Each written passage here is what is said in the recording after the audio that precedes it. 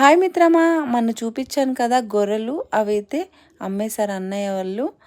ఇప్పుడైతే చిన్న గొర్రె పిల్లలు తెచ్చారు. ఇవైతే 4 నెలలు మేపాలి, జొన్నలు పెట్టి, తర్వాత సీమ్ సప్పు, తర్వాత బూస వీటికి బాగా పెట్టి మేపాలన్నమాట 4 నెలలు.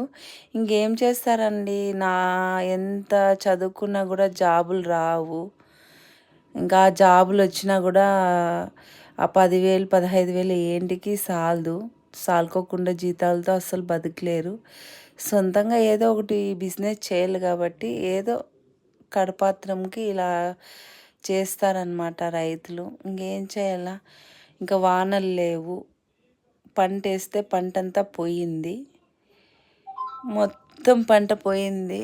ఏం చేస్తారు, ఏదో ఒకటి బతకడానికి ఏదో ఒకటి చేయాలా. వీళ్ళు మా అన్నయ్య పిల్లలు చూడండి ఎంత బాగా పెడుతున్నారు. Please subscribe.